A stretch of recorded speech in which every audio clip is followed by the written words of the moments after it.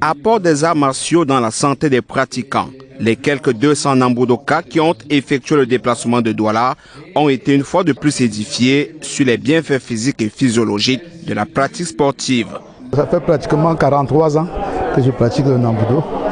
Donc nous avons ensemble patiné longtemps avec tous nos grands experts que vous voyez là aujourd'hui qui nous ont fait vraiment un très grand exposé. Et ce soir, nous avons été vraiment satisfaits par rapport à tout ce qui s'est passé et nous sommes réjouis encore que nous faisons ce tournoi à notre fondateur.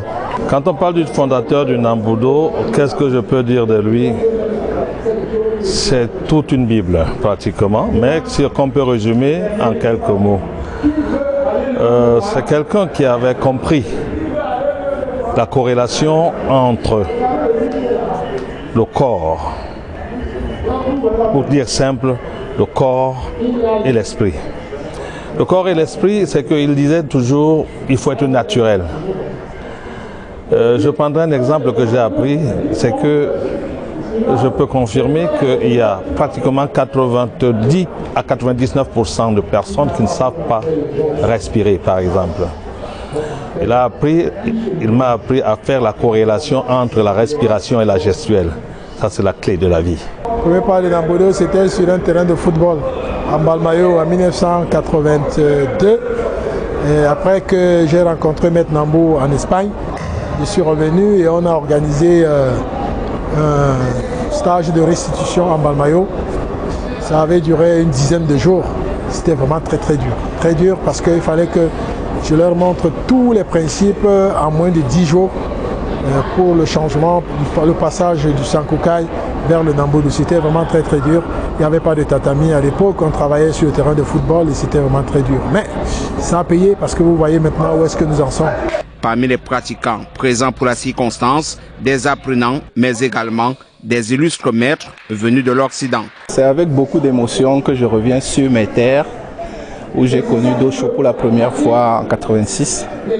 Et lorsque je me rends compte que l'esprit est resté le même, ça signifie au moins que nous, au Nambudo Cameroun, on a gardé les enseignements de notre fondateur Dosho Soke Yoshinao Nambu. C'est vrai que je l'ai côtoyé pendant près de 30 ans. On a fait beaucoup de déplacements dans le monde. Mais le fait que ce soit ici au Cameroun que l'on célèbre le 2e anniversaire de son départ, je trouve que nous sommes très attachés à Maître Nambou, qui était déjà considéré comme un des nôtres, comme un des Camerounais, parce qu'il visitait très régulièrement notre pays. Une discipline d'origine japonaise, basée principalement sur des techniques de combat à main nue ou avec armes. Historiquement, cet apprentissage intègre une dimension spirituelle et morale visant à la maîtrise de soi, essentielle tant pour renoncer au combat, s'il est évitable, que pour y faire face dans le cas contraire.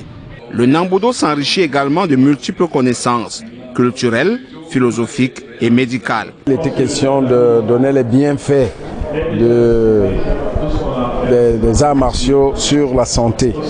Et en gros, il s'agissait de présenter, selon la définition de l'OMS, qui est la santé étant un état de complet bien-être physique, mental et social. J'ai essayé de présenter sur le plan physique la condition physique qu'on peut acquérir, tout ce qu'on peut gagner avec la pratique, surtout lorsqu'elle est régulière et juste. Sur le plan mental, ce réarmement moral, cette confiance en soi qu'on va acquérir avec la pratique régulière selon les différentes techniques qu'on apprend. Et sur le plan social, il y a la confiance qu'on va avoir dans la pratique va améliorer le rapport avec les autres et va améliorer le vivre ensemble. Il m'a été demandé de dresser une cartographie des risques pour les pratiquants des arts martiaux.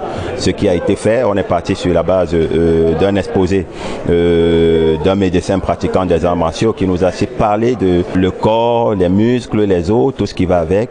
Et puis il était très aisé pour moi de venir sortir tout simplement la cartographie des risques pour que les uns et les autres savent en quoi s'en tenir lorsqu'on pratique les arts martiaux. Ainsi, les arts martiaux, dont le Nambudo principalement, visent au développement global de l'individu.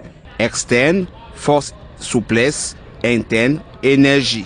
C'est donc avec enthousiasme que des pratiquants d'autres disciplines sportives ont pris part à cette initiative des clubs Maï et camarades de Douala sous la supervision de l'exécutif de la Fédération camerounaise de Nanbudo.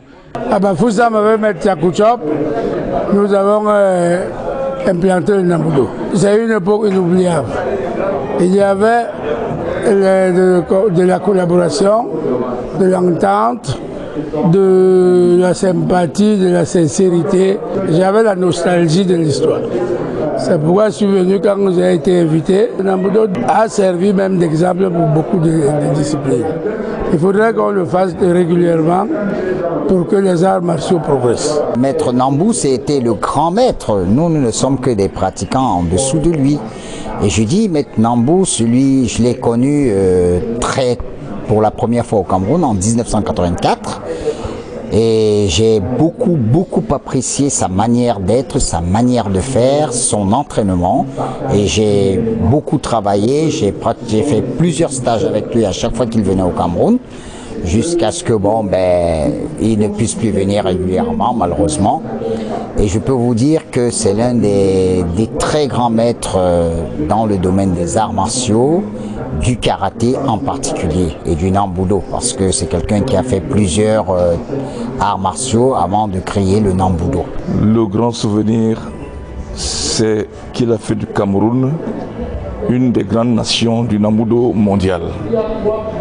Parce que Nambou était fréquent au Cameroun tous les ans, et sur le plan technique, le Cameroun a tellement progressé. Le Cameroun est champion du monde dans cette discipline. Né en 1943, le fondateur du Nanbudo est définitivement entré dans la légende en créant et en vulgarisant à travers le monde son art martial dès 1978. Le Nanbudo, en réalité, c'est une école de la vie. Donc nous ne sommes pas fermés à ce que d'autres disciplines peuvent nous enseigner. Vous voyez là, ils sont en train de pratiquer avec un maître expert de judo. Et tout à l'heure, ce sera un maître expert de karaté. Et après, il y aura le Nanbudo. Donc moi, je pense que c'est une bonne chose. Ça veut dire qu'ils ont bien compris notre principe, être ouvert à tout ce qui peut nous apporter quelque chose. Au Cameroun, il existe 4 types de compétitions. Kata, Ju Randori, Ju Niningake et Ju Ippon Shobu. Des styles pratiqués tant par les hommes que par les femmes. C'est donc tout à fait naturellement que lors des regroupements et compétitions, la gente féminine est valablement représentée. Je me sens renaître. Je croyais savoir entièrement et complètement ce que les arts martiaux nous apportent sur le plan de la santé. Mais lorsque j'ai suivi cette belle conférence, vraiment j'ai compris que si on ne se fait pas enfant, si on ne s'inscrit pas dans une démarche d'apprentissage continu et permanent, on risque de ne pas être sur place, mais de reculer pendant que la science, pendant que les arts martiaux évoluent. Malgré le départ du fondateur, le Nanbudo reste ainsi une discipline sportive majeure au Cameroun. En témoigne la floraison des clubs créés ici et là à travers le pays.